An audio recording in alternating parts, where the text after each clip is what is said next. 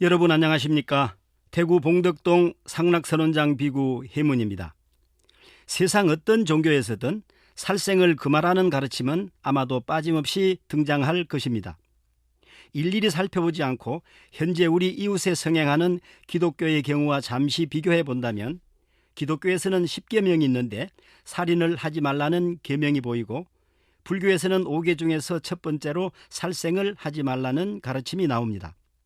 살인을 하지 말라는 말은 단지 사람을 죽이지 말라는 것이고 반면에 살생을 하지 말라는 의미는 생명을 가진 모든 존재를 죽여서는 안 된다는 훨씬 넓은 의미를 담고 있습니다. 기독교의 논리라면 사람 이외의 생명체는 죽여도 죄가 성립되지 않는다는 논리로 해석될 수 있으며 바이블에 의하면 창조주가 인간을 창조하고 인간의 번성을 위해서 기타 생물이나 동물들을 창조했기 때문에 인간은 그에 대한 소유권을 갖게 되었다는 생각을 할 수 있는 근거가 되어 그들을 죽여도 죄가 아니라는 생각이 형성될 수 있지 않을까 생각해 봅니다.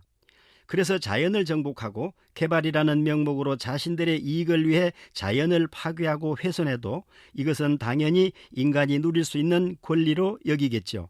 반면에 불교적 관점은 인간도 자연에 속하고 자연의 일부분이므로 자연 파괴는 마치 자신의 몸 일부에 상처를 내는 것과 마찬가지로 여기니 스스로 친환경적일 수밖에 없는 사고를 가졌다고 보시면 될 것입니다.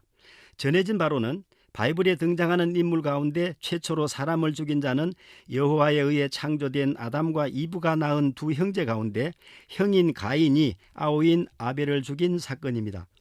교회 지식백과에 의하면 아담과 이브의 아들로 성장한 가인과 아벨은 각자의 생업에 종사하는데 가인은 농사를 짓고 아벨은 양을 길렀다고 합니다.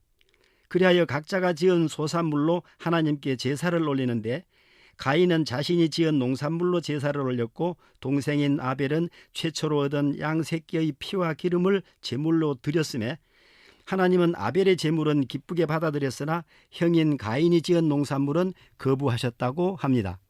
이에 가인이 분노하자 하나님은 네가 올바른 일을 했다면 어찌하여 분노하여 얼굴빛이 변하느냐라고 가인을 책망하시고 분노를 다스리라고 당부했지만 가인은 분노를 다스리지 못해 하나님의 말씀을 무시하고 동생인 아벨을 죽여버려서 인류 최초의 살인자가 되었습니다.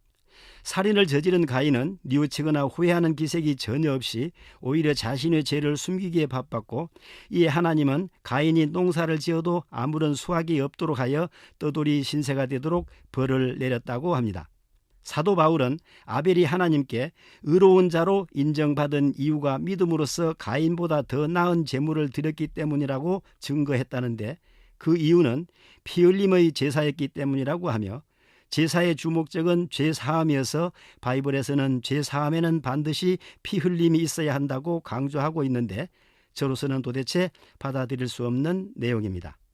인간이 창조된 이후로 셀 수 없이 많은 살인 행위가 자행되었었고 불교의 역사 속에서도 앙굴리마라 같은 살인자가 등장하였는데 그 살인의 역사가 오늘날도 지속되고 있음이 안타까울 뿐입니다. 연일 보도되는 묻지마 살인, 흉기 난동, 산책길 살인, 살인 예고글, 심지어는 간접 살인에 해당한다는 어느 교사의 죽음 등으로 고통받는 사람들이 한둘이 아닌데 살인을 자행한 자들에 대한 처벌을 두고 사회 여론이 들끓어서 사형제도를 다시 부활시키자는 주장은 어느 쪽으로 기울지 관심이 깊어지고 있습니다. 앙굴리말라는 나쁜 스승을 만나 살인을 저질렀고 다시 좋은 스승을 만나 자신의 잘못을 깨닫고 참회하여 출가까지 하였으나 분노한 군중의 돌팔매를 맞아 과보에 순응하며 조용히 숨을 거두었고 가인은 하나님을 떠난 동편 땅에서 가정을 이루어 에녹성을 이루고 살았으니 두 경우가 묘한 대조를 이룹니다. 상큼한 아침 출근길에 유쾌하지 못한 내용을 보내드려 송구하기 그지없습니다. 고맙습니다.